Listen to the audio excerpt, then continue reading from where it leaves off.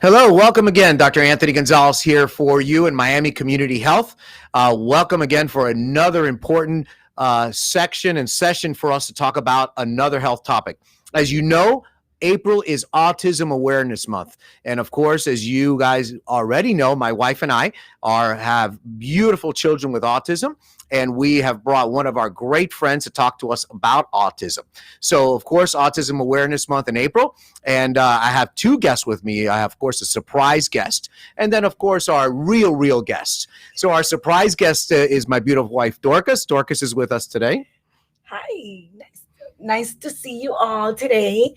It's such a opportunity to be here and talk about such an important subject and making it happen.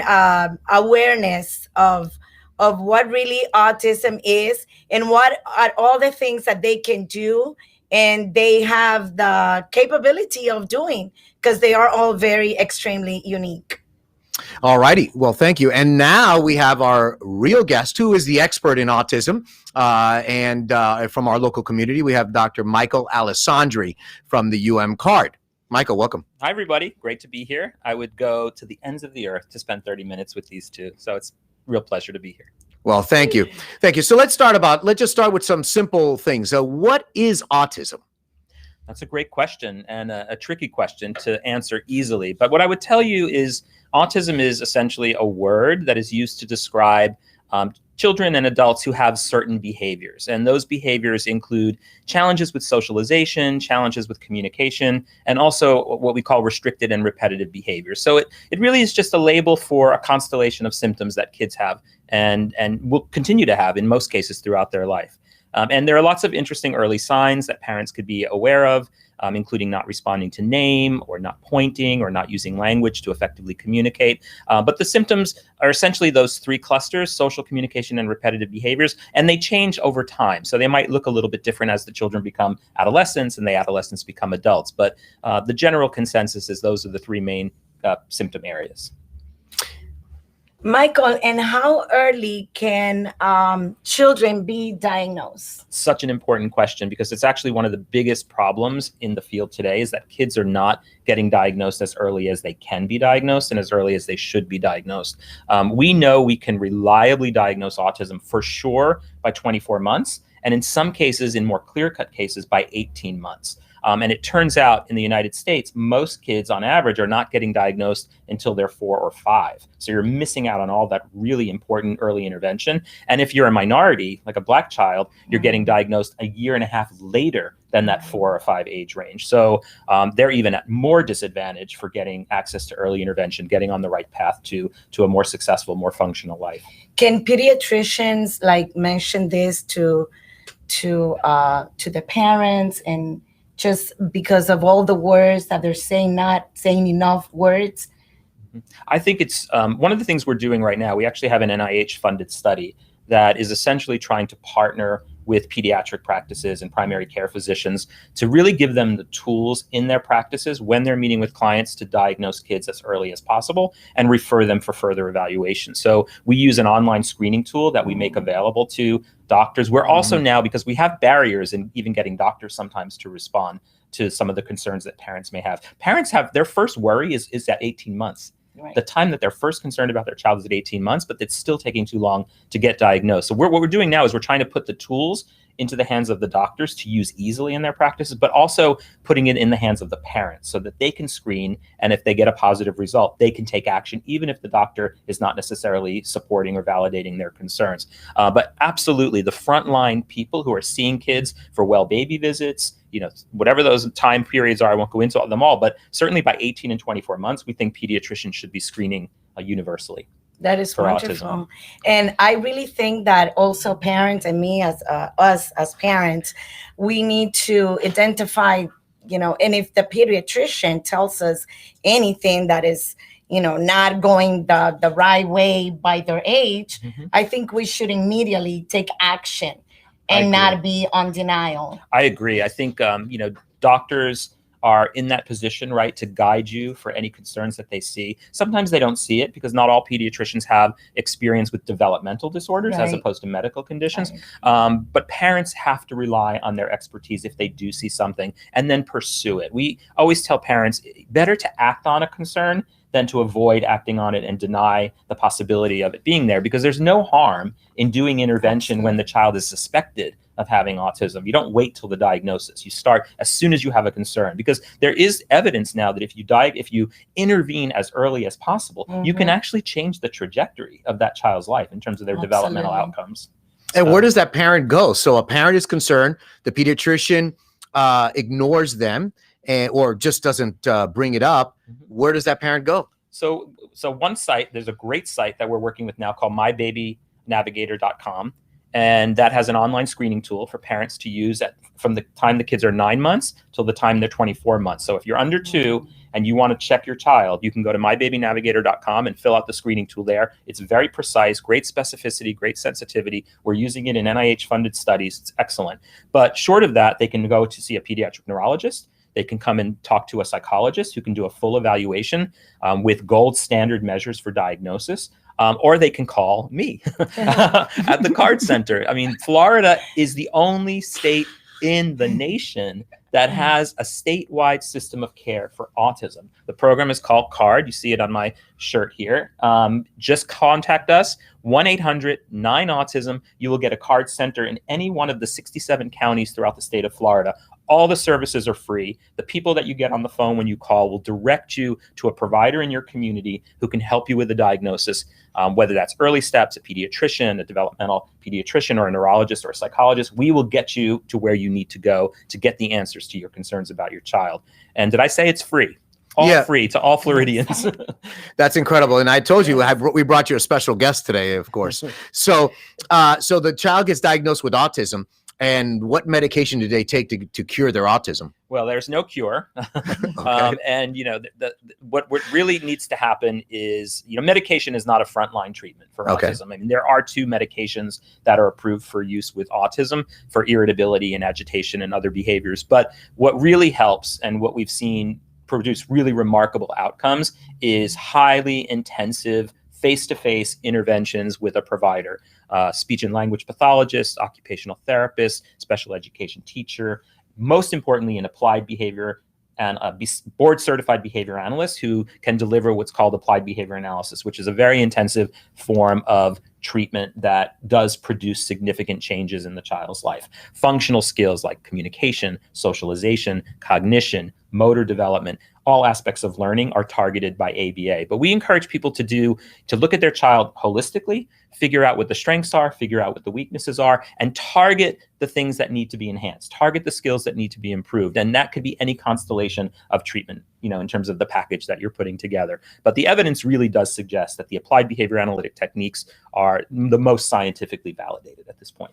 Is it ever too late? Never too late. Okay. There's no such, listen, we want people to act early. We want kids to have the best possible outcomes. The way you do that is you diagnose them early, you treat them intensively as early as possible. My mantra, and families will tell you this, is hit them young, hit them hard. Like, let's get them in kindergarten, right? As soon as they're ready, at age 5. So we try to do as much as possible early on, but there's no cure and there's no late. Like, no matter when you diagnose, no matter when you intervene, that child is going to get better.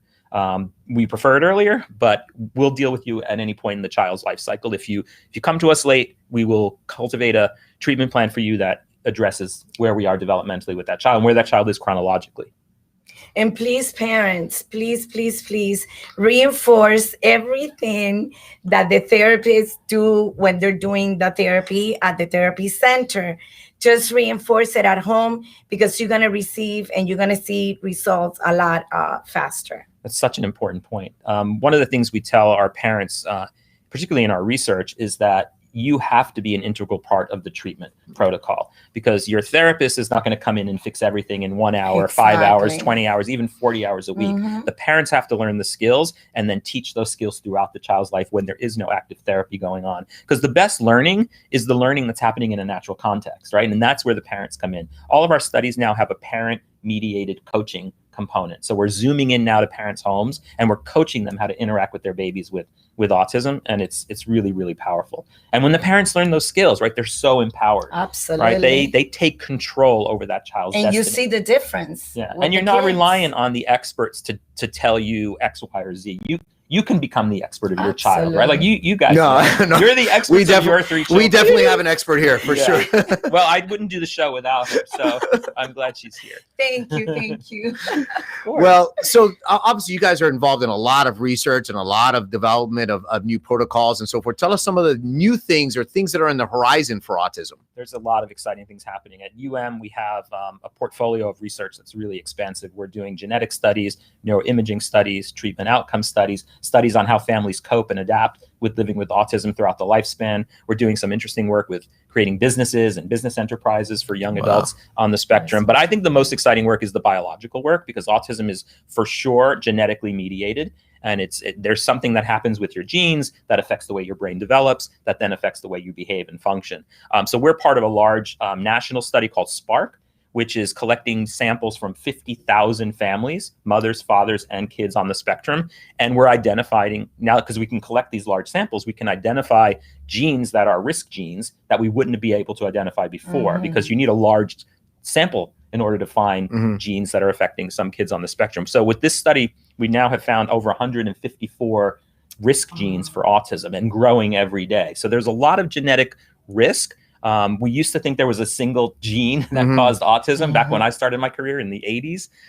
And now we look back and realize how foolish we were. Autism is so heterogeneous. There's never going to be a single explanation for autism. So it's going to be hundreds of explanations, but they all yield to a very similar outcome in terms of behavior. So, and the neuroimaging studies that are happening at UM are also interesting. We're looking at cognitive flexibility in the brain as a predictor of like executive functions and other skills. And that work's also, I think, very interesting. And if we can extend that work to look and see if our behavioral interventions can actually change, brain activity, then I think we're moving in an even more sophisticated direction. But for right now, the genes, the neuroimaging, and of course, all the treatment studies, because what parents really want more than anything is, initially, maybe they want to know the cause, but they move very quickly beyond that, because it doesn't matter at that point. Like, what are we going to do with this child, and how are we going to have them reach their optimal level of functioning? And that's all about treatment. It's about education. It's about finding the best providers. It's about understanding what treatment approach science tells us is best for what kind of kid that you have with autism, right? Because every kid's different. Some are verbal, some are nonverbal, some are cognitively gifted, some are more intellectually disabled,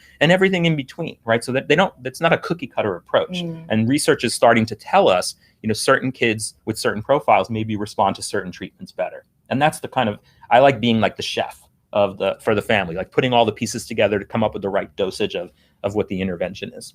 Well, it's a recipe for a nice meal. It's a recipe. You always need more salt. I learned that from cooking shows. It's a recipe. But you made a great point, because autism is a large basket, and they throw all these individuals in it.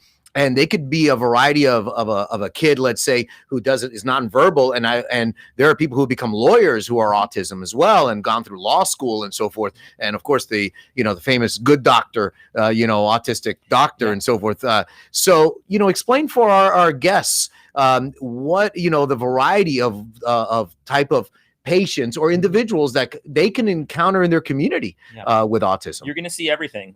As I said, everything from the really verbal to the nonverbal, to the kids who have significant cognitive limitations, to those who are extremely gifted intellectually. I think one of the things I would say is that just be conscious of that core symptom profile that I was talking about earlier, the social deficits, the communication and language issues, and then some of the odd, repetitive or ritualistic behaviors that are often seen. All the other stuff can be high or low. You can have a lot of language, little language, a lot of intelligence and more impacted intelligence. But you have to have those three things. And I think the thing that I would say, because you referenced the good doctor and you referenced lawyers with autism, one of the things we've been really trying to talk a lot about lately, particularly this year, is the importance of having representation from all levels of functioning of people on the spectrum. Just because someone becomes a lawyer, and we have a lovely person on our board, Haley Moss, is one of the first openly autistic lawyer in the state of Florida. She's a remarkable person, but that can't be the only success story, right? I have a young man with autism who's nonverbal, has intellectual disabilities, and he works at my office, and he works 2 hours a week. He shreds documents, and you know what? That's a success for him. And he's moving towards even greater successes. And I wish, the media would take on the responsibility of telling more stories with more representation of just the variation in the autism presentation, because then the world would have a better understanding of what autism really means. Autism isn't the good doctor. It wasn't Rain Man back in the 90s or the 80s, right? It's so much more complex than all of that. Absolutely. And if we want people to really get on board with acceptance and understanding and action, we have to show them what all of these people look like and what all of their optimal outcomes look like, because they're all different. Absolutely. Right? Like, And we all all three have of your Yeah, boys, no, we're all all three of your different. boys are going to have three All different boys. outcomes, right? And they're all going to be Absolutely. successful. They Yeah. are. And for them, success is measured differently, of course. Right. Listen, and you talked about repetitive behavior. Yeah. If somebody's Mhm. constantly using a vacuum cleaner, one of these high power, I forget the Dyson vac all the time, is that concerning? Are you talking about your wife? That would be me. I mean, I actually, if you have an obsessive need to have a clean house, then Yes. that's a whole other issue. That's another That's a issue. whole other issue. But I think it's a related issue. But There is obsessive compulsive behavior Yes. with autism. The ritualism is there as well, and so But the it's house I a is think- genetic I think- disorder. I as think we it's- know. I think it's the Dyson vacuum. She just loves very that. stimulating. It's not only me. You Well, just see it in me. it could also be sensory input that you're Could receiving be. from the vibration of the Oh I my love God. it. All right. Go ahead, I Dorcas. love it. So, how did you know that this is what that you wanted to work with autistic Mhm. kids, Yeah. and also dealing with the parents that are not? They're interested. They're not normal. I mean, I have to say, listen, I'm absolutely blessed. I discovered autism when I was 17 years old. I went to a summer camp the summer after I graduated high school. And it was this camp for students with disabilities. And I met a boy. His name was Marlon, an African-American boy. He had autism. I'd never heard of autism before, never seen autism before. But I fell so in love with this kid. And I'm going to cry. The relationship I was able to develop with a kid who was nonverbal, intellectually disabled, classically autistic, I felt so connected to him in one day, despite the fact that he looked maybe to other people disconnected from me. So it just moved me so much. I actually went home and told my parents that night that this was what I was going to do for the rest of my life, like a lightning bolt through my heart. Unbelievable experience. And that was in 1981. So 40 years ago, I started this journey and I've never stepped off it.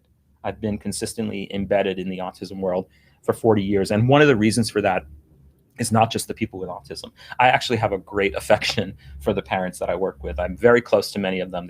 Many of them are family friends now. They're close to me personally. But when you do the work the way we work, which is you fully immerse yourself in the lives of these families, the outcomes are better, the experience is better, and the love of the work is more enriched. And I tell my staff all the time, forget about the professional, personal boundaries that you learn about in high school and college and graduate school. You can't live by those. Like, these are families who need you to be part of their family if you're really going to understand how to help them. True. So you guys know I'm like an open book, boundaryless. I'm involved in everybody's life, but in the best possible way. Like, I'm not intrusive. I just care. I just I love really how you care. said, I am blessed Yeah. with how you started, what made it happen, what made a difference in your life, and how you made a difference in that boy's life Yeah. and in their families.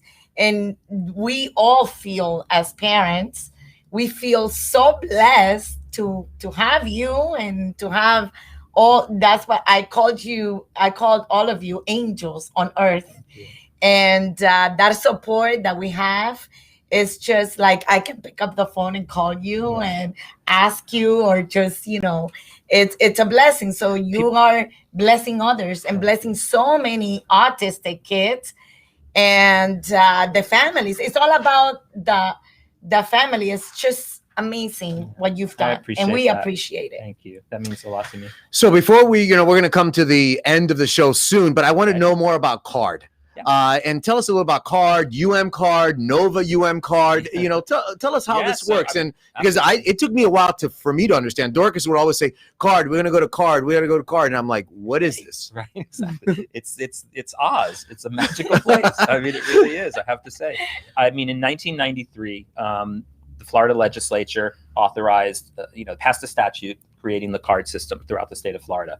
Back then, there were 4 universities throughout the state, all who were affiliated with a medical school. And the intent was, and this was created because parents who were advocating and professionals were advocating in the 90s, well, actually in the late 80s, that we needed more information on the ground in Florida cities, in the local communities, because no one really knew what to do with people with autism.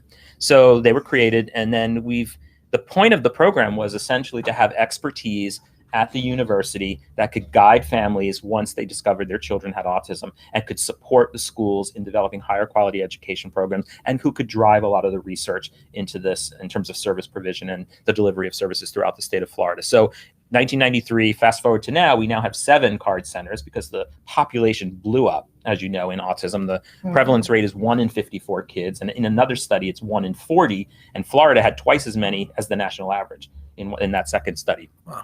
So we now have 7 card centers. Our region is Broward, Dade, and Monroe. We used to have Palm Beach as well, but FAU has a card center now, so they took over Palm Beach and the Treasure Coast. But we wanted a stronger relationship with our Broward community, so we had a satellite at Nova, and now we kind of merged. So now we're called UM-NSU. It's a lot of letters, but UM-NSU card doesn't roll off the tongue. But we really wanted to acknowledge the true depth of the partnership between these 2 private universities in executing this program. We're serving over 13,000 families in those 3 counties alone. And that's a fraction of who's out there.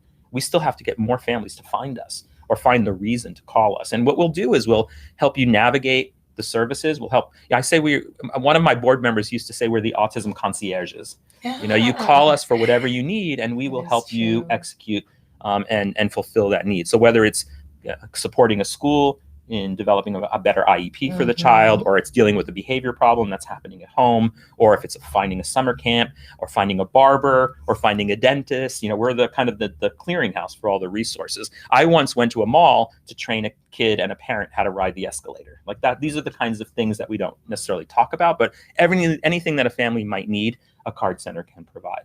You guys are a one-stop shop. Yes. We try to be. I mean, listen, we can't do everything. I think we recognize that this is going to take a village, as we say. We are a community of great partners. We have, UM, Nova, FIU, Miami-Dade. A lot of the universities are doing excellent work in this space, and each of them has its own unique niche. And then, of course, all the providers in the community who are partners with us, the ABA providers, the music therapists, the speech therapists, the occupational therapists, the schools, like I've been to your son's school, the public schools, we're everywhere. And now we're into the business community. We have an autism friendly initiative. We are working with the arts centers and museums, and we trained all the urgent care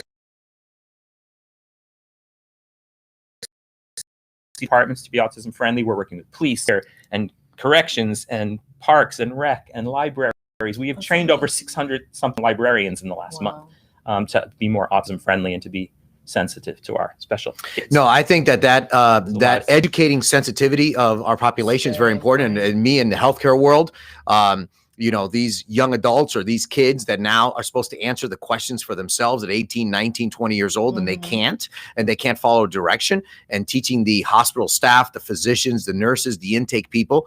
I think that there's a big need, and I'll be the first one to speak that in our health system, we definitely need that education. And I saw a billboard in our community about an urgent care that's autism friendlier and so forth. So at another hospital. But I'm doing a show with Baptist next week. There you go. There you go.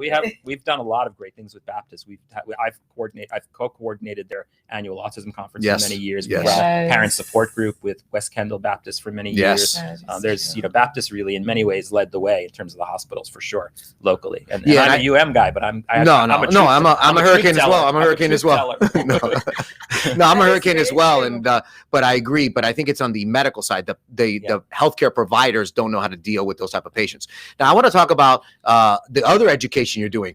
And we participated in a little bit of this education, how you're teaching the next generation of Michael Alessandris out there, the next ones that are going to be the next psychologists and program leaders like you. So tell us about all the education you do, because besides what he's done in teaching kids how to go up an escalator, he's teaching your kids who are in college and graduate school to, get their PhD in psychology. And there were 90 students in the last class I was in. Yeah, I've been teaching since, I first learned how to be a professor before I was a PhD. I taught at Princeton. I taught abnormal psychology and some courses there for a while. And then when I went to be a professor, I started teaching right out of grad school. I love teaching. It's one of the reasons I stay in academia, because I think the responsibility is so huge for people like me to not only share my knowledge, but to share the way that I work. Because I think the way that I work is better than any knowledge that I have, because I mean, it's all heart, all soul, and it's really special. Every year I teach a class in genetic and developmental disorders, which you guys were lovely guest speakers of mine, which I really appreciate, because we try to bring in real life people who are dealing with disabilities, and we talk about Fragile X and Down syndrome and autism and Cornelia de Lange syndrome and Credit-Schott and all these kind of low incidence and higher incidence disorders. And it always, every year at the end of the semester, the feedback from students is really lovely. It's most of them say it's the best thing they've ever done, the best class they've ever taken, that they appreciate having a professor who really is passionate, who knows, but who loves coming to work every day. No, it's still 40 years later, who's still as passionate. You're an inspiration. I mean, I hope so. And they're amazing, you know, and many of them change their career path after taking this course, because they become excited about the possibility of making a contribution to the lives of people with developmental disabilities, something they maybe had never thought of before. So it's a wonderful, gift that I'm given, that I'm allowed to teach this course every year at UM. So, well, great. And you guys are amazing. They loved you. Well, thank you. We didn't say anything important. All we did was just tell us our story, which of course is educational for the students. So we're going to be closing our program. It has been a great discussion about autism and autism awareness. You know, this is complex. We could spend an hour. Of course, we can spend hours with Michael because we're friends and we spend hours talking and chatting. But we are obviously running out of time. And I'd like Michael to kind of just some parting words, some parting ideas, or something that you want our viewers to take home with them as they leave this program, remembering about autism or CARD or you.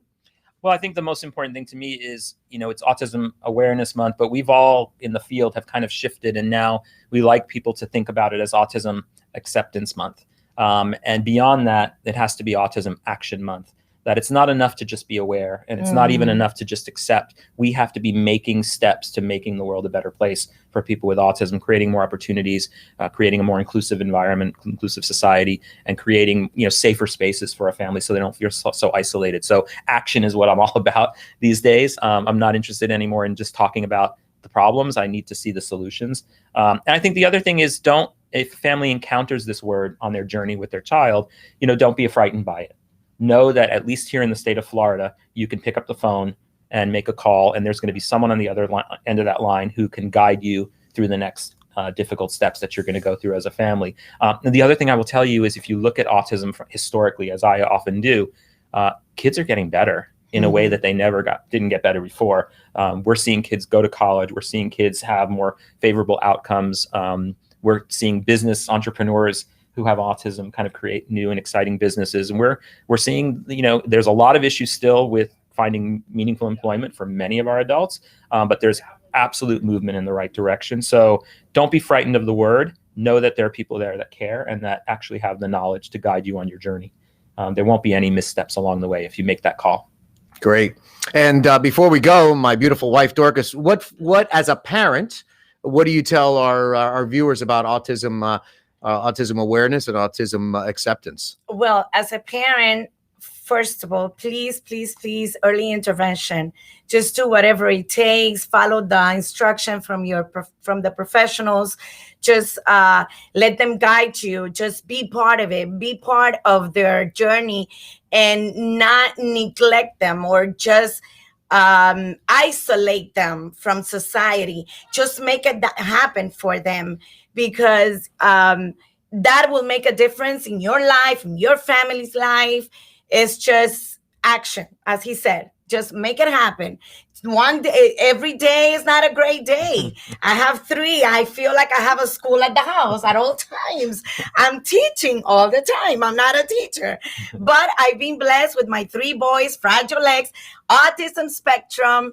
And I just ask the Lord to help me every day. And that's my calling. We all have a calling and a purpose. So just go for it. Be by their sides. If they cry, you cry. Hug them. Love them as much as you can. And that will make a difference on the long run. Yes. Well, I told you guys that I had a special show for you today, and of course, in honoring Autism Action Month, because we're doing Yes. action, I want to thank Michael and Dorcas for being with us today. We're going to continue this discussion on our next show, and we're going to talk about more autism action. I'm bringing you a guest that will show you the next level of action in autism and how we can get those special kids with special abilities out there doing some great stuff in our community. Once again, Dr. Anthony Gonzalez here, signing off from Miami Community Health.